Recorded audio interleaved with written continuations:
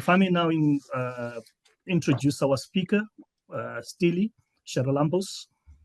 Styli is a reformed accountant who crossed over to the good side, that is our side, the side of truth tellers. He co-founded Daily Maverick with Branko Berkic in 2009, and is CEO and publisher of Daily Maverick. They've grown it from a 5-person startup then in 2009 to more than 100 full-time staff currently. So Styli is passionate about leadership and innovation. And as an attestment to that, in 2020, he was part of the City University of New York's executive program in innovation and leadership. But more relevantly, for our topic today, Styli was a steering committee member of the working group on the sustainability of journalism, which worked under the auspices of the Forum on Information and Democracy. They produced a seminal report in 2021 called A New Deal for Journalism. It is worth looking at, and I'll post a link to that report in the chat. So I'd like to ask Styli to get on with his presentation. Thank you so much. Great. Thank you, Zoe. Thank you, Chris. Thanks for the introduction. All right. So Chris has already given a little bit of an introduction for those who don't know Daily Maverick. We launched in 2009, 5 people in a small room with a very loud air conditioning unit in Johannesburg. We've since expanded to cover the national agenda of South Africa with analysis, investigations, and opinions, and probably best known for our investigative work over the years. Growing an organization in a period of great disruption has been very challenging. We struggled along the way and kind of figured a few things out. And we've morphed and changed the organization to try and sustain ourselves in, by creating a hybrid organization with a nonprofit, launching a reader revenue program, which is a voluntary membership program, and launching as many quality editorial products as we could to grow our audience to where we are today, reaching up to 14 million monthly unique visitors just before the elections, and 30,000 voluntary paying members. A couple of years ago, we did the brave / stupid thing of launching a weekly print publication. It's been going for 3 years now and is the only weekly print title growing in South Africa. So a few of the things that we've done over the years, and as Chris mentioned, I'm a reformed accountant, and this is my first job in media, where I consider the most important thing to be making sure that people get paid at the end of the month. So that's one of the big tasks of the job. So there's been a lot of negative news, especially out of the biggest market in America, that has just continued over the last few years. We've seen just in the last year these big and quite well-known titles retrenching, cutting jobs, or in some cases even closing down completely with the likes of BuzzFeed and The Messenger, which was a ill-fated startup. And so there's a lot of really difficult headwinds, and when the biggest market in the world is experiencing very similar challenges that we are in other parts of the world, we need to be looking at what the response is. I mentioned the US is experiencing a similar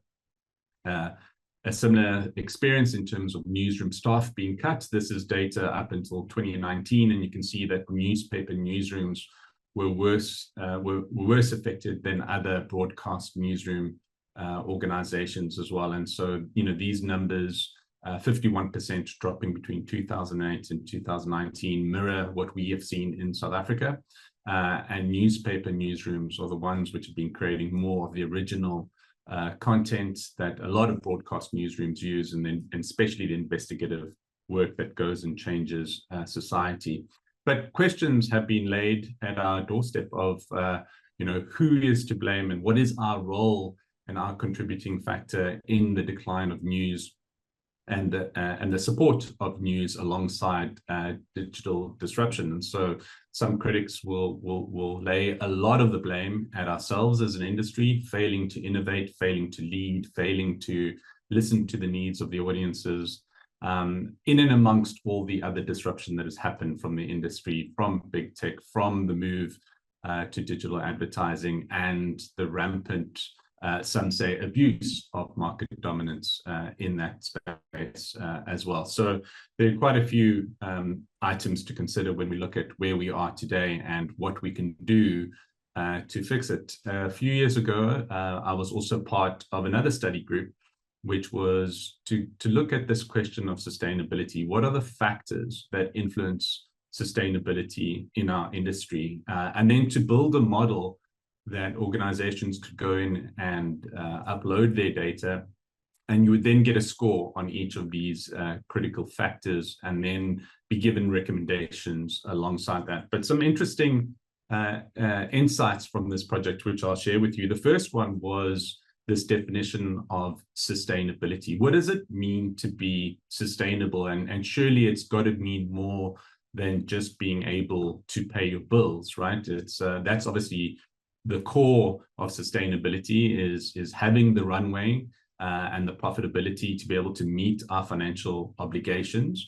But we also need to be free to pursue our editorial vision, whether that is one of public interest journalism or any other definition that we intend, and not to be pulled into a place that doesn't align with our vision. And so we need to be free to choose the kind of editorial programming and focus that we need to do. And then thirdly, and this is a very important part as well, is that we need to be sustainable enough to be able to continue to innovate as an organization and as an industry. And so these are three critical components to true sustainability. And I guess this is why the concept of viability has now come into play, because if we take all these concepts, we're talking about more than just survival, but actually being a healthy and vibrant community in an industry that can continue to operate long into the future.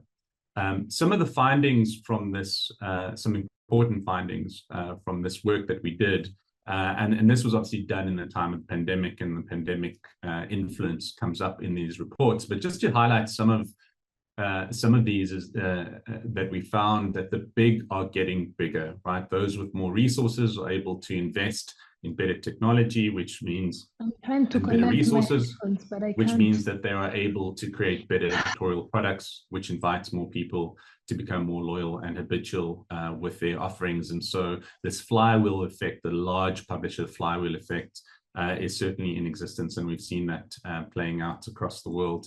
The move to more direct relationships, this is the cornerstone of any kind of healthy progress that organizations are making in the world of revenue. So reader revenue becoming more and more important to the sustainability. Diversification is another one. This study found that the ideal number is around 4 significant revenue streams in order to diversify enough to take knocks like pandemic changes to advertising, for example, or others that might come to play. So 4 revenue streams was the finding there from this survey. Product and technology, absolutely crucial to be investing in product and tech. I think one of the really interesting numbers that came out was that in a New York Times newsroom of around 2,000 people, they also had 1,000 people working in product and technology. And we've seen there what kind of differentiating and success they've been able to build on top of that kind of thing. Being very disciplined around operations, around looking at how best to use resources as efficiently as possible. And now with the rise of AI tools being available to us, operational discipline and being able to manage budgets as well, very important in that. Once this research was done, we found that 3 really important internal internal categories were where we needed to focus our effort, and 1 external factor was significant in affecting media viability or sustainability. And so the 3 internal factors were product and audience, monetization, and foundations, what we classified as foundations. And then the external factors were all environmental. Under product and audience, I think the industry, or some people in some organizations in the industry, have made great strides to creating a differentiated digital product. This obviously includes the digital transformation of legacy operations, leaning into audience engagement as a tool, as an iteration, as a improvement in the type of journalism that we can do, and then being really working hard on monetization strategies and tactics, focusing on growing the average revenue per user, looking at subscriptions and memberships and contributions from our readers as a cornerstone of building the future of our revenue streams, and then really working hard to improve our capabilities around advertising and generating other kinds of diversified revenue streams.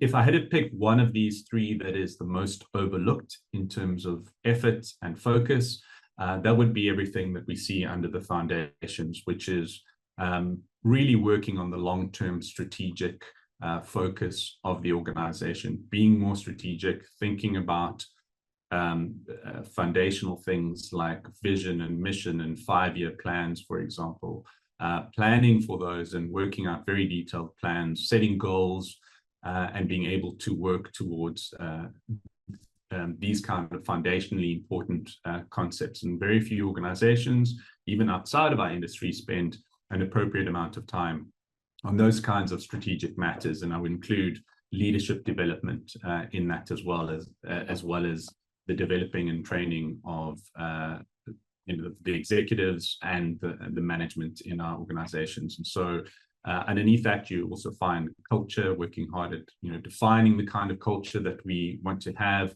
looking after the human capital in our organizations, and investing in data and technology. So those are the three important categories that we have more influence over. And so this work was aimed at helping us identify these, and then being able to score ourselves in each of these categories to know where we needed to do this work. And so you can go online and look at the new Sustainability Insights project. You can log in for free and also grade yourself. You get a grading at the end of that, and see where you are and where we need to do more work on. The external factor is really everything that goes into the market context. And so here we looked at influences like the influence of government and government intervention in markets. What does the economic environment and landscape look like? What is the size of the addressable market for people who are willing to pay? And then support from the community and the access and the technological influences that a market might have. And so diving a little bit deeper on that, we can see things like how free our countries are in terms of the World Press Freedom Ranking, the strength and size of our economies, income inequality, willingness to pay, the cost of bandwidth in a country. And so all of these items were important in terms of creating a score for the environmental context that we operate in as well. And so obviously the economic landscape is quite important. One thing I would say that we missed out on in this study was the access to funding, and specifically development finance funding for media, right? And so if there are very few organizations and very few countries and jurisdictions have access to enough development funding in order to grow. So at the end of this, we were able to collect data and using these criteria to rank the different countries and where they featured alongside each other. There's no surprise in guessing that the Scandinavian countries were right at the top when we're looking at how free the countries are, the access to capital, the economic environment, income per GDP, all of those factors. Scandinavian countries and some European countries scored very highly. And it's no surprise either to see that the countries who participated in the survey, the lowest scoring countries were those in Africa. And so what this tells us is that even though we might be really good at our internal capabilities, if we focus on our product, if we focus on monetization strategies and do the best that we can with all those foundational elements, the market context is quite difficult where we operate, that we still may not be able to get the forward momentum and to get the success that we need, especially relative to our colleagues in especially Northern Europe as well. Some other findings from this report was that international organizations scored much highly. And so again, we look at the likes of the New York Times, the FT, those organizations with international audiences had a greater chance of success. They were able to access bigger, wealthier audiences with a greater willingness to pay, and advertisers who are willing to support them as well. And other findings were that smaller, especially local organizations had it much harder, and those who were part of big groups and conglomerates had more favorable factors affecting their ability to be financially sustainable and viable. So taking all this into account, I just want to share with you very quickly some of how some organizations have changed over time, going through the digital transformation, and what their revenue charts look like. And so the one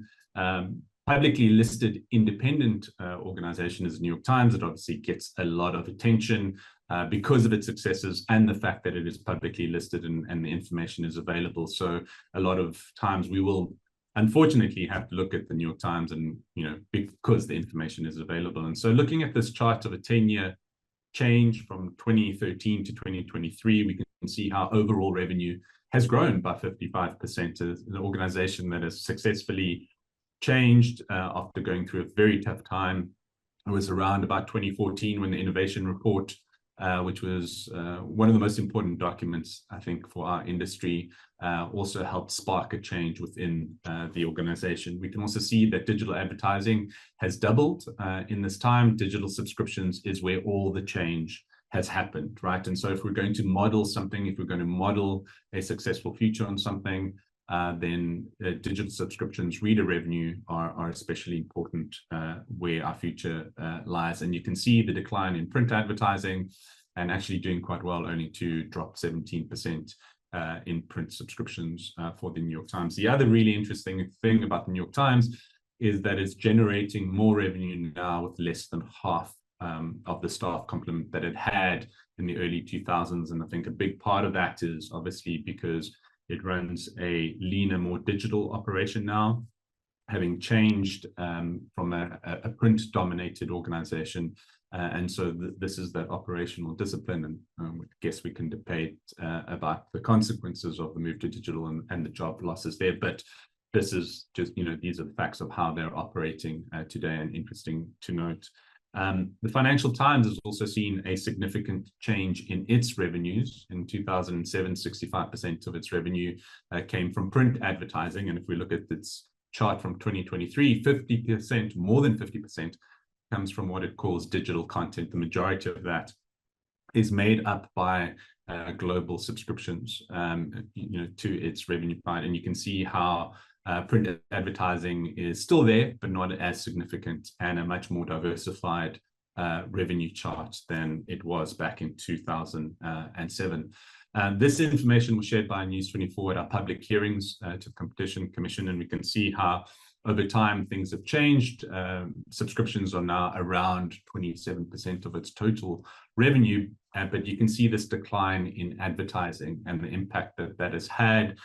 This was obviously a public hearing at the Competition Commission, looking into the potential abuses and market dominant behaviors of big tech. And you can see that even with 100,000 paying subscribers in a relatively developed market like South Africa compared to the rest of the continent, that News24 still wasn't able to break even. I think later on they did mention that they were breaking even, but at the time when they were presenting, they were forecasting a loss even with 100,000 paying subscribers.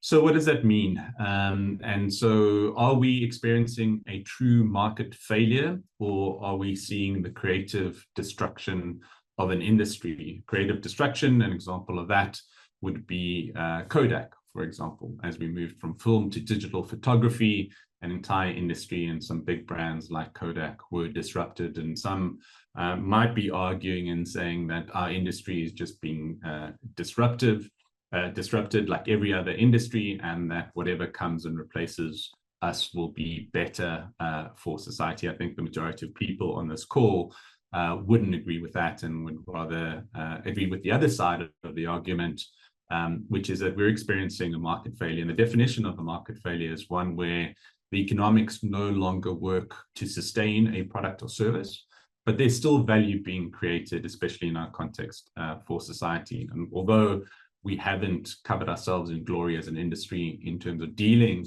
with the disruption that came from the internet, I think on the whole, we are experiencing a market failure. And this is important because if we agree that we are experiencing a market failure, then there are usually only two responses that you can have to a market failure, and that is philanthropy and an intervention on policy and regulation to help restore that industry. In the States and around the world, we've seen efforts like the National Trust for Local News and Press Forward, and the International Fund for Public Interest Media coming forward. But we all know that there simply isn't enough philanthropy, even in a country like the United States, which has a huge amount of philanthropy and a big philanthropic community and giving society, still isn't able to sustain its news industry off the back of that. And so we have to look at policy and regulation, and there are various measures around the world. We're seeing here in South Africa, Competition Commission inquiry, which I've mentioned. We're looking at efforts in the States, both at the federal and the state level, and in other countries around the world, like Australia and Canada, where the government has had to intervene with varying degrees of success. And I think it's been unfortunate that the majority of the efforts to date have been around trying to get big tech to pay journalism, as opposed to looking at the wider scope of policy that is available. Chris mentioned another research project that I was working as a part of with the Forum for Information and Democracy, which was released just after the South African National Editors Forum work on media sustainability and universal access to public interest journalism. Both these reports are massively important, in my opinion. They come with definitions, they come with recommendations, and so some really good work was done here in both instances. And I urge you, if you need to go back and push any of this work forward in your own home countries, lean on the work of these reports. Some really smart people, other than myself, were involved in these, and some really good recommendations. The work has been done, the research has been done. Let's take these and use them to push forward with action and turning the recommendations into something concrete. So I want to focus the rest of this of my time here just on the kind of policy interventions that I think we should take, and why we can justify taking those policy interventions. Most of them, if not all of them, are included between these two reports. And so if you have the time, go look at that. But I'll just cover them very quickly in the rest of my time here today. So I guess the first one is, if we're going to use public finances or we use policy to support public interest journalism, we need to be able to justify that. And so how can we do that? And so I put forward 6 arguments. The first one is that the Constitution of South Africa specifically mentions freedom of the press in the Bill of Rights, and the constitutional courts have later also expanded on the important role that public interest journalism plays in supporting freedom of expression in our country. The second one is the African Union Declaration of Principles, which says that states shall create an enabling environment for freedom of expression and access to information. The third one is that the Income Tax Act of South Africa specifically lists the promotion of access to media and information as a public benefit activity. The fourth one is, in the time of COVID, journalism was declared an essential service. So if it's an essential service, where's the support for it to continue? And there's been precedent in other industries where policy and the tax code have been used to support certain industries. In South Africa, we saw special laws which were set up to incentivize investment into venture capital, and also special rebates which continue to this day for filmmaking, for example, to be done in the country as a way to stimulate that. And then finally, UNESCO has also created some really good work and published an entire document on motivating journalism as a public good. And so you can go and read that as well, a really good document. So a lot of this is predicated on definition and who qualifies. If we envisage a world in which there is policy support, where there are tax incentives and rebates and credits, for example, who qualifies? And the first thing that we need to do is we need to define public interest journalism.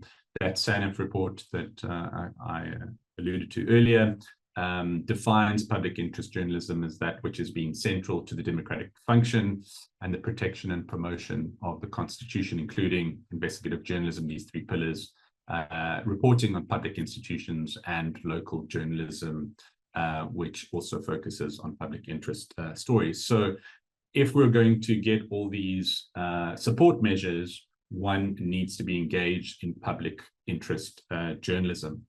The UNESCO report that I mentioned earlier, which was also written motivating for journalism as a public good. The important part of that is to look at what are the characteristics of a public good. They need to be non-exclusionary and non-rivalrous, which means that they need to be available to everyone. So, for example, think of a public road and a library versus your own cell phone, right? One is a public good that anyone has access to. The other is a private good that only you have access to. The other important characteristic is that it needs to be non-rivalrous, right? Which means that it can be used multiple times by many people, and the benefits can accrue to more than just one person. And so this document is a great piece of work as well, which goes into motivating for journalism as a public good. But we do have the question to answer and think about how could we support, or should we support, newspapers with cover prices and paywall journalism, which isn't available to everyone, because there's the cost factor, especially in countries on the continent where we have massive problems with inequality. There is a question to be dwelled upon, is how do we interpret newspapers and paywalls? Can we interpret them as a public good if there is this barrier to entry of cost? And so that's something that we need to think a little bit more about. So in designing measures that would support public interest journalism, the approach that I took was to look at who are the various stakeholders and what are the behaviors that we would like to change from each of these stakeholders, right? And so looking around the community of public interest journalism, we obviously have the public, we have investors, donors, government itself, business, press council, and newsroom leaders as well. All of these have a stake in what we are trying to achieve, and also the behaviors that we are trying to influence as well. So if we look at the public, if we had, for example, tax credits to cover memberships or subscriptions or their contributions to press council affiliated organizations in the South African context, if we had zero-rated VAT on those subscriptions as well, it would be easier for the public to support public interest journalism rather than a tax deduction. I'm motivating for tax credit, one which comes off your tax bill at the end of the year and basically becomes a choice between paying the revenue service or supporting a public interest journalism organization. With advertising rebates and qualifying as CSI expenditure, we might be able to incentivize businesses to move their or portions of their advertising budgets back to public interest journalism outfits and reverse the trend that we have seen over the years. With depreciation allowances, the same which were allowed to the venture capital industry about a decade ago, we can entice investors to come back into the industry to help us fund the expansion and the setup of new journalistic operations. And then with donors, we don't need, in my opinion, the existence of a public benefit organization. If you are an approved organization for which all these measures can apply, then donors should be able to make tax-efficient donations without having to set up a public benefit organization. So if we have these measures in place, we should be able to attract extra support and more direct advertising, reader revenue, investment and donations from these various sectors with those legislative implementations in place. I also mentioned newsroom leaders, and I think this is where rebates can help encourage changes within our own newsrooms. If there was a rebate on research and development, we would be spending more on research and development and innovation. We're an organization that has, by and large, failed to innovate over the last few decades. I remember reading somewhere that I think furniture companies spend more on R&D than news organizations.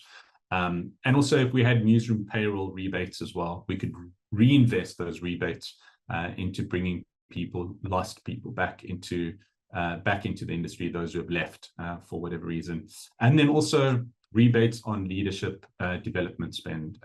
A lot of our the successes, as well as the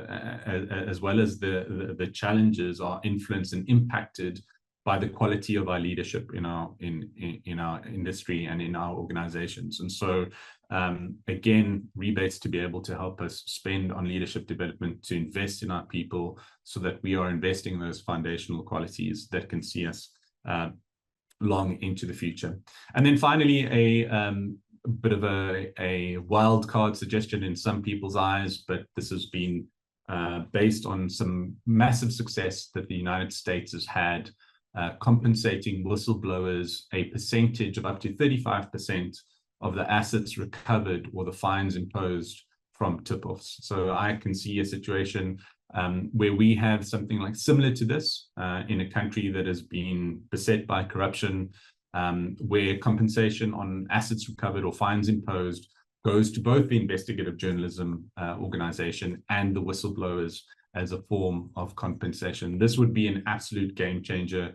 It would encourage more people to invest in investigative journalism. It would change the culture of whistleblowing from one of fear and from one of reluctance to changing that and encouraging people to come forward. And I think this would be an absolute game changer alongside those other measures which we need to improve the entire system. So and would very quickly start creating a flywheel effect, with these incentives attract more investors and donors and advertisers, as well as increased public support, which would strengthen our media organizations, which would give us the financial freedom to improve the quality of our work, to improve the impact on society. All of this would be predicated on being a member of the Press Council, which means that the value of Press Council membership would go up, and they could charge higher fees, which they could then invest in more resources and help improve the standards of the industry, which means all in all, we create more value for society, and more people would be willing to then participate and take up these incentives. And again, this flywheel effect then starts happening in where more media is able to be started up in especially areas where we are seeing massive declines in local journalism, for example, and so impacting plurality and quality of media as well. And so these legislative and policy interventions are the only way that I think we can get there, and we need a comprehensive set. We can't just dabble in one or two, as some jurisdictions or some states have done around the world. We need this entire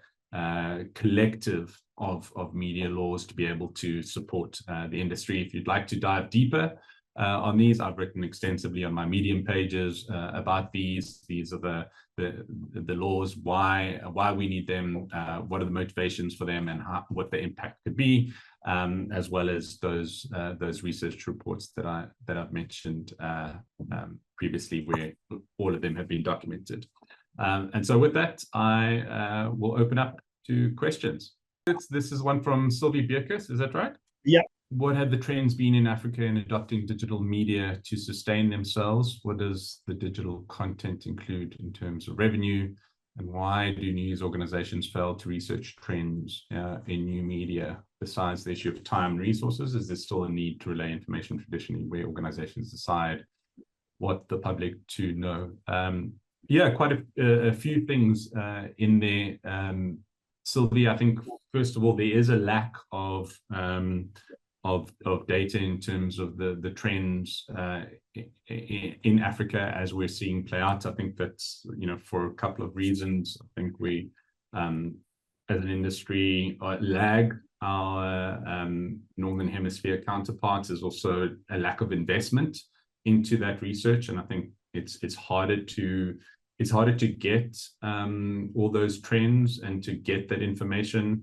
It's more expensive to do it, and I think all of that just sort of contributes to the lack of information out there. And so we have to look north and try and extract trends and data that we have. The digital news report from Reuters, for example, has been expanding its African respondents. I think Morocco was added this year, and so we are starting to see some progress. But then again, that report itself is problematic in a couple of ways. I think 2,000 respondents in a particular market.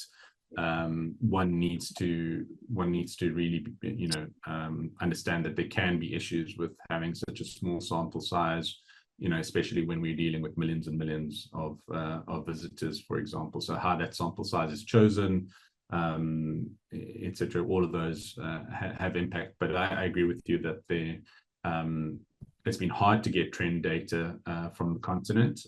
And then in terms of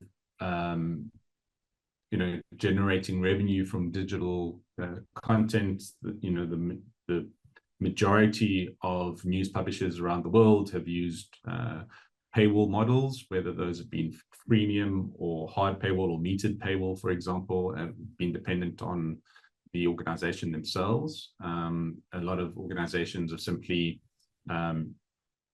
put what they would have done in print online and then try to charge for that. And so there's been varying degrees of success and failures in some places. And again, also looking at the market's ability and propensity to pay. And so it's again very difficult in poorer countries like ours relative to the rest of the world to really grow reader revenue from the digital side as well.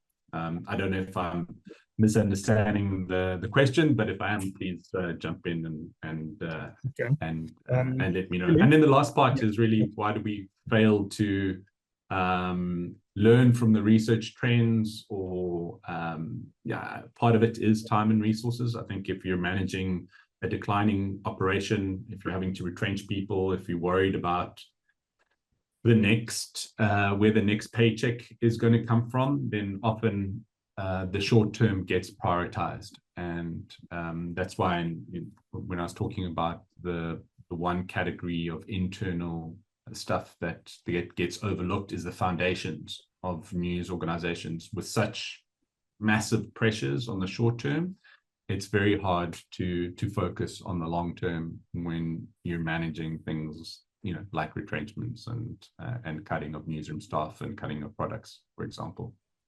Thanks, Styli. I'm just going to read David Lash's question and comment.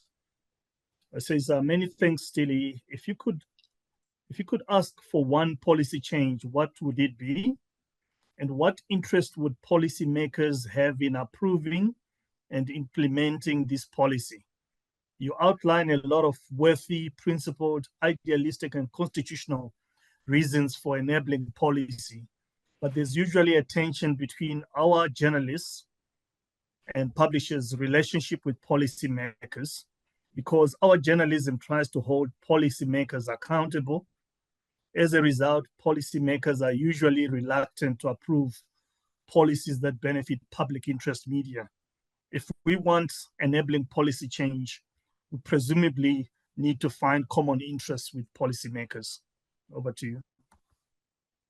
Yeah, thank you, David. Good question. I think the common ground is simply that these policy measures are not purely for the benefit of public interest journalism. They are for the benefit of society. And we have seen that here in South Africa, a great example of how everything I've presented today just makes sense, not only from the right thing to do, but actually from a financial perspective. We have seen billions of rands being recovered from the work of investigative journalism and whistleblowers, right, to the tune where, you know, just from the Gupta family alone, I think something close to 15 billion rand has been recovered. One contract from McKinsey that was repaid, I think it was to Eskom, was close to R1 billion from the work that we've done. The commissioner of our revenue service was fired because of work of investigative journalists. And so if you take the long-term impacts on GDP, if you take just the funds that have been recovered, the assets that have been recovered, it's actually in the financial interest of the state to support this. Now, I understand that in less free governments, there might be way less of an interest in supporting these kinds of measures.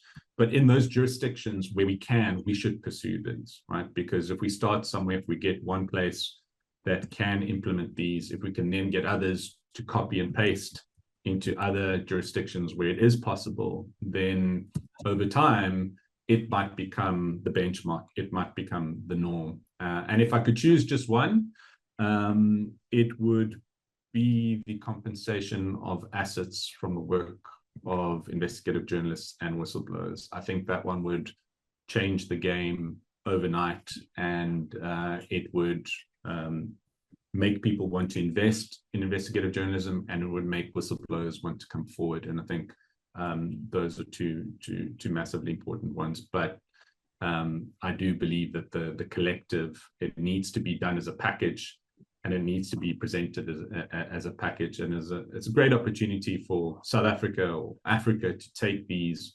and to be a pioneer. You know, this is a great opportunity for us to be a pioneer. We have the G20 in South Africa next year, hosting the G20, and it would be amazing if we could be able to, you know, put this forward as what we're doing as a country. Can I ask Chanda? All right. Yeah, thank you very much. This is a very enlightening presentation, and also, of course, worrying, insightful, and so on. We don't know where we're going. But my question is, maybe specifically to your media organization, what's the proportion of advertising revenue to subscription and contributions? And forgive me if I missed that part, but I would like to know where you see the future. Is it subscriptions? Is it contributions? Or is it advertising? And speaking about advertising, given the precarious situation that the media in Africa, you know, is confronted with, what kind of pressure do you face from advertisers? And probably if you can speak for other media that you know of, what kind of pressure, you know, on content is coming from advertisers? I know that this is a subject in political economy, you know, textbooks, but here we are talking about a real life situation on our continent. And finally, if you can answer this, or maybe anybody here from organizations that do research, there is so much focus on South Africa and the tendency to generalize the trends from South Africa, but we all know South Africa is slightly in a different place when it comes to the economy, you know, and even social political circumstances. There are other impacts, laws and stuff like that, which impact different countries differently. So is there effort, maybe in a media trust, to extend research and focus on particular, you know, contexts in countries like Malawi, Zambia, Zimbabwe, Angola and so on? And what can we learn from that? Maybe that's the question we need to ask ourselves. Thanks. Yeah, so just very quickly, we generate more than 40% of our revenue comes from our voluntary membership program. Less than 40% comes from advertising. I'd probably say about 50-odd% or so. And then the balance comes from philanthropic contributions. When I look to the future is 100%. Sorry, the future is based on growing that voluntary membership program. That will be the rock upon which we build everything else. The pressures on advertising and the ability to generate advertising revenue grow every day. It becomes harder and harder just to stay. You've got to work 20% harder just to stay in the same place as you did last year. And so unless we as an industry come up with a massive, or as an organization come up with a massive innovation, I don't see that changing. The alternative is if we can get some policy support, which makes it easier for organizations to support us. If they get a 50% rebate, for example, on advertising spend, and they can allocate corporate CSI as advertising, then that might shift the advertising place. But what we're talking about today, policy interventions, are not overnight endeavors. They take a long time and they are a long shot. But the best time to have started them was 5 years ago, and not today. The second best time is today. So that's how I see the future playing out in terms of revenue for us. It is built on growing the membership program, and then in terms of the other, the pressure from advertisers usually comes for us in the form of negative coverage. And that's when the backlash happens, and inevitably you lose some advertisers because of that. It's just part of the job, and I understand that those pressures can be even greater in countries outside of South Africa. But that's why it's important to have diversified revenue streams, if you can, to have 30,000 voluntary paying members that you can lean on, and even then sometimes they'll cancel because of something that you've written, but then in a case where that happens, it's a much smaller amount. And so we try and protect ourselves, A, by doing quality work, but B, also having a diversified stream. And then the last question you had around efforts on the continent, I'll need to leave to people involved in policy and research on the continent to answer this one. The one's a little bit outside of my scope. Thanks, Styli. If we may ask Bayano Vali. Thank you. Much, Bayano from Mozambique. So I think looking at the studies that you did they take into account, some other countries in Africa, where, for example, what we are seeing is an erosion of the freedom of the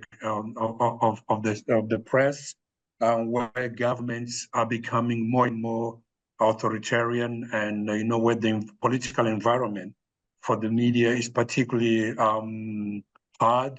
So when you are coming with great proposals, I think all these suggestions are interesting. But then, in a situation where it doesn't behoove the governments to create an environment for media to function freely, then how can we sort of navigate all these problems, and for us to be able to ensure that policymakers end up adopting whatever, some of these recommendations and policies. And then the other, it's just a personal question whether we can, in a way, pick your brain outside of this webinar. Thank you. Yeah, so the challenges faced by certain countries in Africa and in South America did come up in certainly the one that I was involved in, and taking into account the press freedom index score, the economy, just the general environment. And so, that's why we scored very poorly. Even South Africa scored very poorly in the market context scoring for that new sustainability project. So it was recognized, and also in the other New Deal for journalism, it was also considered there as well. And when there are very few options in terms of what you can do internally within an organization or what you can do to affect the market context, then there are very few other options available for support or financial support and viability of media other than overseas development aid. And all the reports that I've been involved in have criticized the amount of overseas development aid that is directed to journalism. The figure of 0.2% has been recently validated again from the latest round of research. And so that number of 0.2% is just way too low. And even within that 0.2%, the majority of that goes to intermediaries to manage. And so a lot of it ends up being lost and doesn't end up with the actual practitioners of public interest journalism. So we have to solve that 0.2% ODA problem. When I say we, I mean that's the royal we of the industry, and that requires campaigning at the highest levels. That means going to the UN. That means going to people who have access to people who control those overseas development aid budgets, and presenting the case of journalism. Now, unfortunately, there isn't really a dedicated body that can do this fractured elements, and I think that contributes as well, and could be also a big win if we were able to improve that number. Moving it from 0.2% to 1% doesn't steal 0.8% from the rest of the ODA funded activities, because as we've seen today, or as we know, society as a whole improves when we have more public interest journalism happening. So that 0.8% isn't lost. It actually it helps the others succeed in a better environment. And then depending the queries and suggestions outside of this, depending on how much work is required, I'm always happy to share my knowledge and my experiences. Chris can share my email address afterwards as well, and if I can, I will. If I can't, and depending on the size of the ask, I'll politely decline and say I'll help in whatever way I can, but maybe not this time, or here's some information and point you in the right direction. Thank you, Styli. That was incredibly insightful. So at a global level, the Global Forum for Media Development and the Center for International Media Assistance have been working on that very specific issue, principles for effective support for public interest journalism, and dealing with the OECD on that. So, well, it's going to be a long process because policy advocacy takes incredibly long time, but there is a movement towards increasing the development assistance, especially to the global south. And that unfortunately has to start with the agreement of general principles for development. So there are developments in that, in that instance. On the other issue, I'm very interested in the case that you raised about support to whistleblowers. But unfortunately, if we just look at the continent, there are very few countries that have the necessary suite of laws or the legal framework in place. For example, there are very few countries with whistleblower protection laws, witness protection laws, combined with data protection laws, combined with access to information laws, and these support each other. And it's just unfortunate that we are not making headway in terms of getting these policy frameworks in place. The other thing that I wanted to mention, I get a sense, especially let's say in Southern Africa, that this existential crisis, and I'll call it that the media is facing, is actually benefiting many of our governments that are not supportive of media freedom and freedom of expression. So, I mean, the attitude that I see is that they are letting the media, in inverted commas, die a natural death, for lack of a better phrase. And then to respond to Chanda, I absolutely agree with you. And I mean, I've been following the really, really good work that SANEF has been doing in South Africa, especially in the way that they've tackled big tech, which has had incredible effect on the viability of journalism and public interest journalism more broadly. But they have clearly indicated that in Africa, on the continent, their only interests are in South Africa, Nigeria, and Kenya. So smaller markets like, for example, Namibia, Botswana, Malawi, etc., is of absolutely no concern to them. So yes, the Namibia Media Trust is interested in studying and facilitating more in-depth research into these issues, because context is critically important. Thanks, Chris. Yeah, no, I mean, most of that stuff, you know, the stuff takes a long time. It does. If we look, for example, I think part of the problem with regards to overseas development aid is potentially also tied to the sustainable development goals that the UN put out, where the word journalism isn't mentioned once in any of those 16 goals. And it's implied, but because it's not explicit, it gets overlooked. And the knock-on effect in all of that is that you know, public interest journalism isn't included when people consider ESG or social impact, for example, in a lot of these cases. And so it's up to it, you know, because it was conceptualized imperfectly, then now it takes a long time to try and unpick those kinds of things and to try and restore them to where they be. And you know, the industry was also shifting from one point to another. And so yeah, absolutely, it's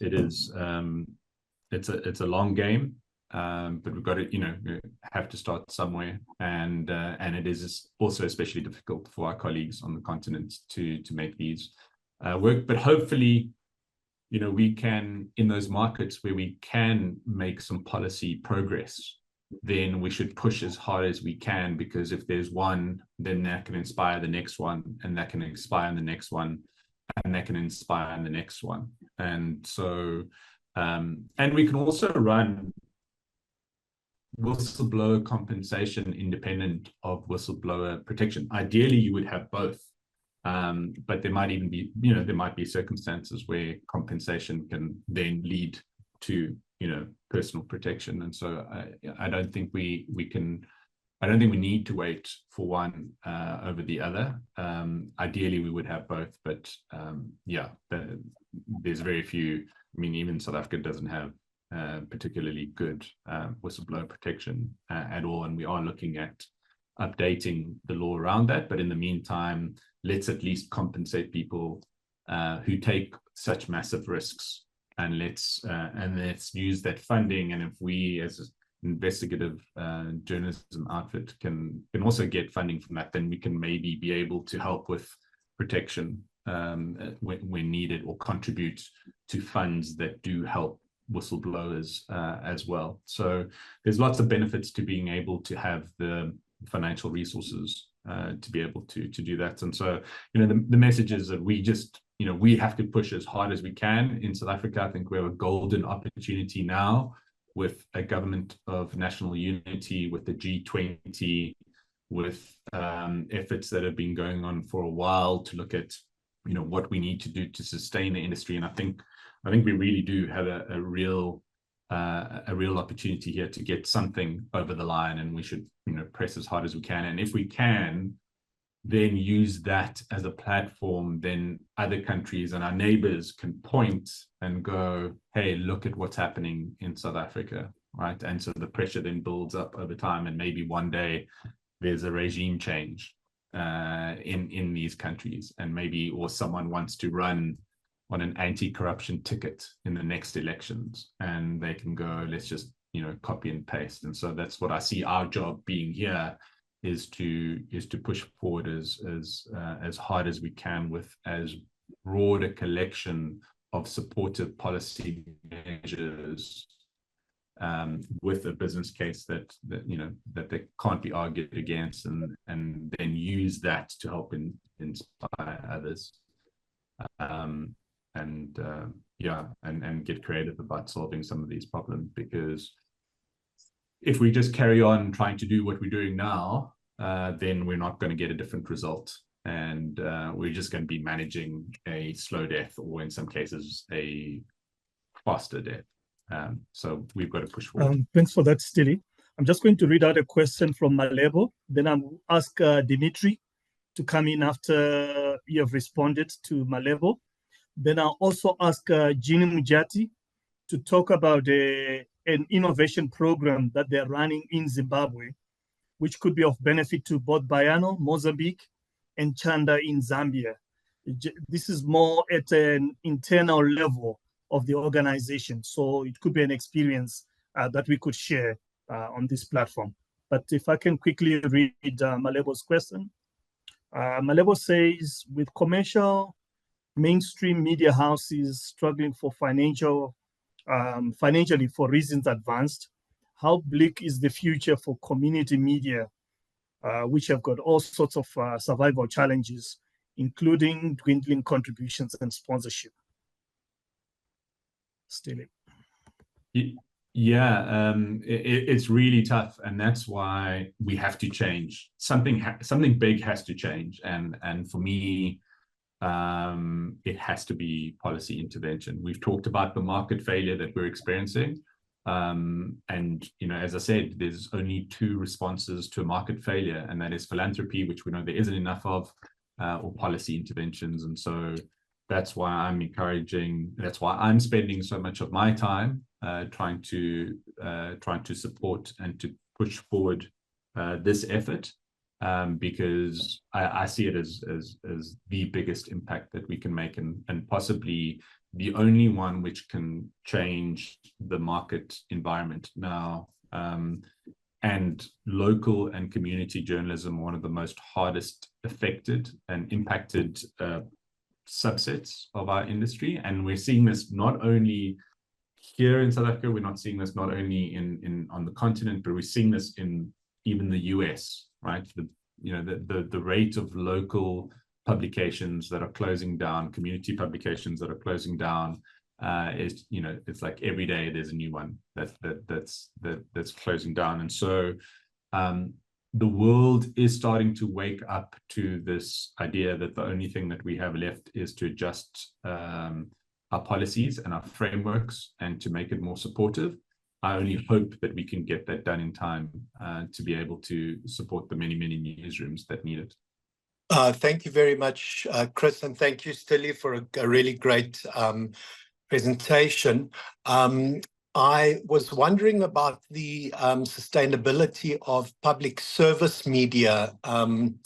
And apologies if the question has been asked. I did lose connectivity a couple of times. So if you have any thoughts regarding the public service broadcasters specifically, but maybe thinking more broadly about talking about public service media, which is now the new sort of thinking around publicly funded media. Thanks. Yeah, Dimitri, are we talking specifically about the South African Broadcast Corporation in this context? Well, yeah, but just simply because it's the only context that I know, and in Africa, and the only sort of public service broadcaster as such. But if you have any thoughts about more broadly in Africa, I'm sure colleagues would appreciate. Yeah, I mean, I think that where they operate as public broadcasters and not as state broadcasters, then they have an important job to do for society. And I think every country would be better off with a healthy, independent public broadcaster, and I absolutely support and hope for one that is running financially viably and is doing its job and serving the audience of the country with the kind of journalism that we need, that our country needs. And so it would be great, if it was free from interference, if it was financially sustainable. But I would also like to see, as I proposed today, that we are able to fund public interest journalism on a wider scale with public finances, because the work that it does benefit the whole of society and therefore should qualify. And there's a whole host of reasons that were mentioned in the UNESCO report as well. So the ideal situation is a healthy, independent, well-run public broadcaster serving the people of the country and not the government of the country. And so that would be the ideal, and I would love to see it happen in every country. Thanks so much for that question, Dimitri.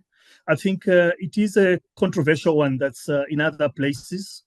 For example, in Kenya, if we've got any Kenyans online, they can talk about their recent experiences where advertising, literally government advertising, there's a move to channel it all from the other broadcasters, to just the KBC.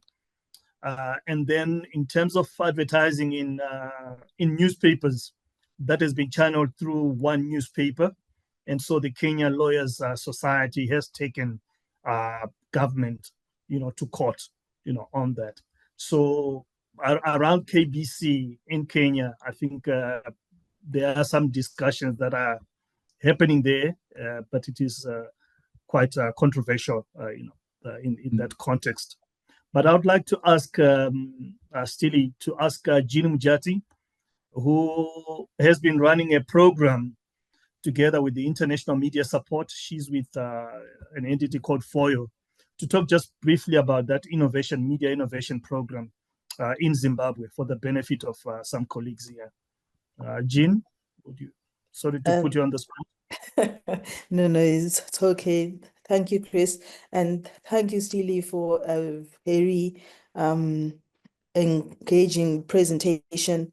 And it's always important to hear the possibilities coming from a functional, well set up economy. We have been running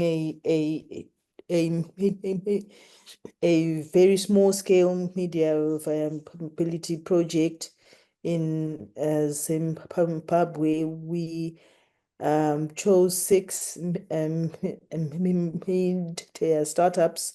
They're all quite a variety. They include a fact-checking startup. They include an investigative journalism startup. There's a campus radio station. There's a community radio station. Community radio broadcasting is something that was licensed very late in Zimbabwe after many years of lobby. Licenses were issued like 3-4 years ago for the first time to legalize them. We also include an online publication experimenting with cartoons. And the approach we've had to work with, just coming from a background of a very dysfunctional and volatile economy where the monetary systems we've had to work with have been very, very unstable, and currency changes happening several times over the past 24 years. It's been hectic. So we can't really speak of public funding. The approach we've taken has been of engaging consultants, experts who've gone for tailor-made in-house workshops, working with each media house and focusing more on their knowing their audiences to tailor make their content to better satisfy their market in order to go back to them and sell the content to advertisers in the locality of that media startup, in order to make a case for subscriptions to the target markets, for example, the IJ outfit. So we have been experimenting with trying to make the case of sell your content, make the case to your markets to pay for quality journalism, public interest journalism that can influence your local municipalities, your decision makers, and have an impact that you see in your day-to-day life. I guess the emphasis here is you're trying to sell the content to the readers, but you must know them better and understand more what appeals to them, and how to package it more meaningfully for them to access. And I re-emphasize the point of coming from a very different and difficult financial terrain and still trying to make media viable and work. Again, understanding that it is much more difficult in other parts of the world to do, especially what we do, and so we have to get creative, to try and solve these problems. But fundamentally, the core of what we do still has to be a quality product that is worth supporting. And in order to create a quality product that is worth supporting, whether it's with time or money, you need to understand the needs of the people that you are serving. And the better we understand those needs, the better the journalism is that we can create in response to those needs, which creates more value in their lives, which means they're more likely to support us with their time and potentially with their finances. And then just one very quick point to the question around the public service media. What is kind of linked to that, what we're proposing with this group of policy interventions are interventions which still maintain an element of market dynamics. And what I mean by that is none of these measures are forced on anyone to choose to support which organization that you either as a member of the public choose to divert your subscription revenue to, or a business or a donor or an investor. You still need to do a good job in order to attract that support from those different stakeholders that I mentioned, as opposed to this is a license which is going to be enforced on everyone, or this is government controlled advertising which is directed to someone. So we want to create an element, we want to use these policy interventions to still further the pursuit of excellence and market dynamics. Thanks for that, Styli.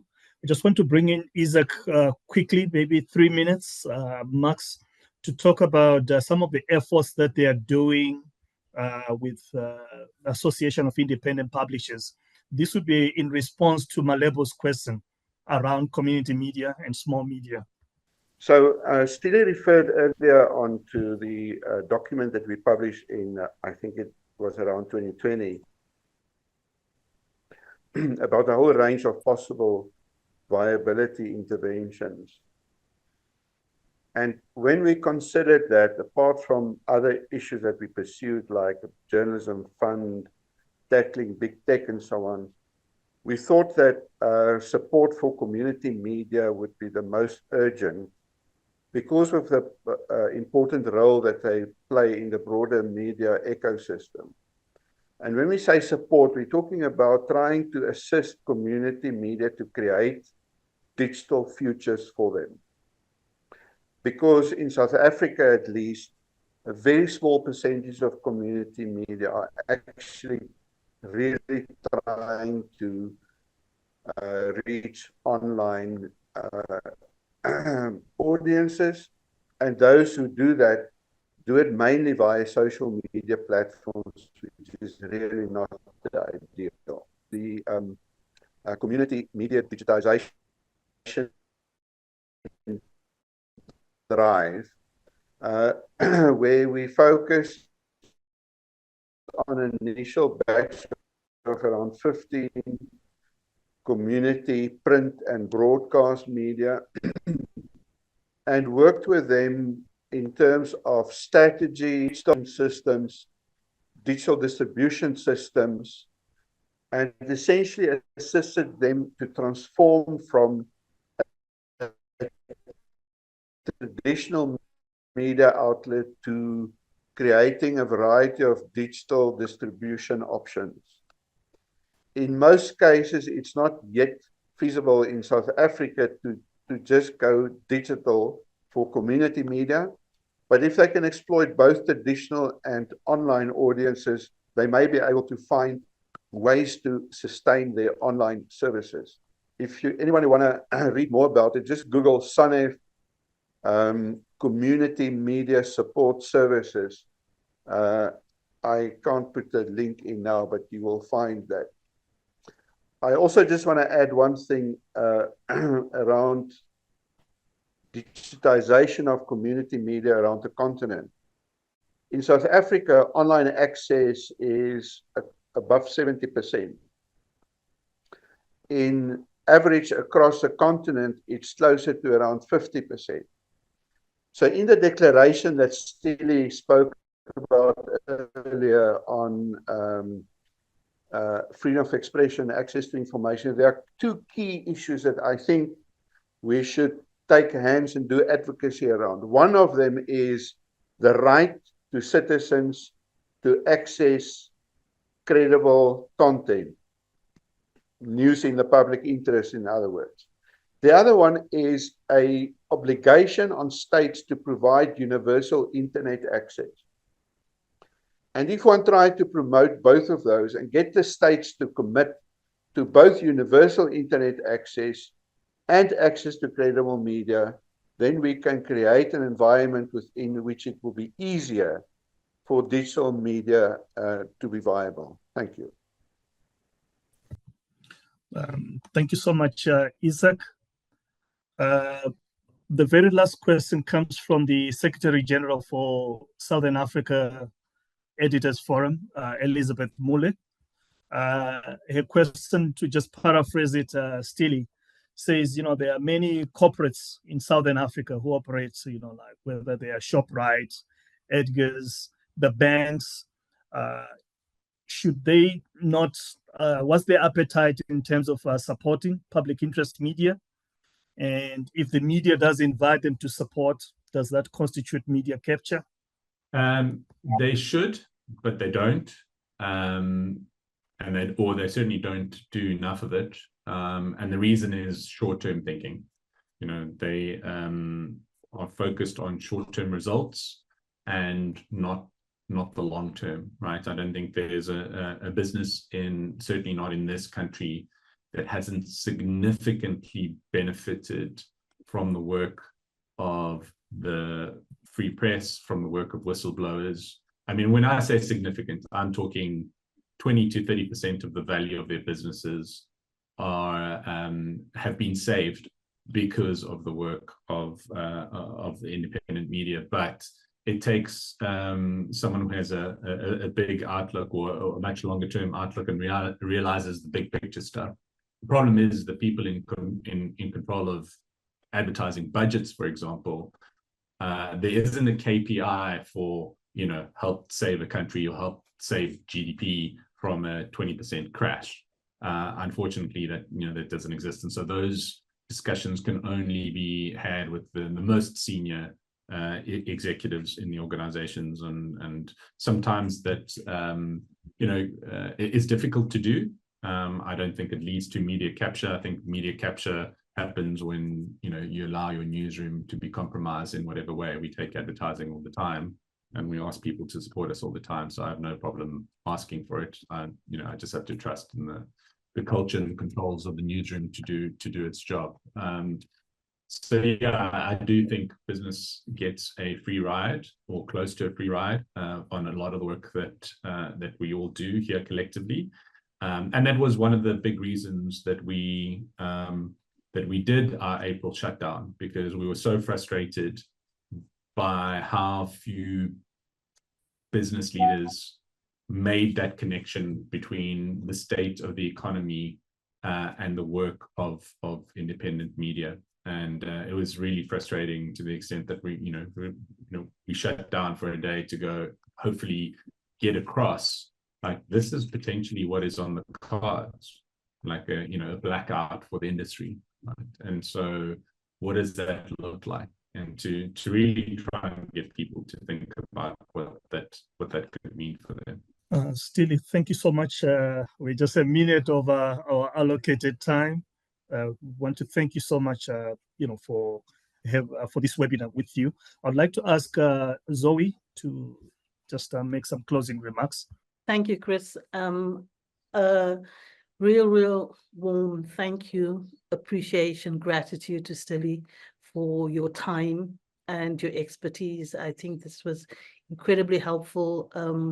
I could see from the questions that were asked that this is something that is of particular concern to us in the media sector. And we had the opportunity to learn from you and your experiences. Thank you also for making yourself available to others who would want to touch base with you afterwards. It's appreciated. And to everyone else who have taken their time, their lunch hour and more than that, thank you so much for joining us today. We'll have more webinars on critical issues affecting the sector. Please take a look again at the link to the course and take advantage of this opportunity to learn a little more about media policy in Africa. Thanks once more and enjoy the rest of your day.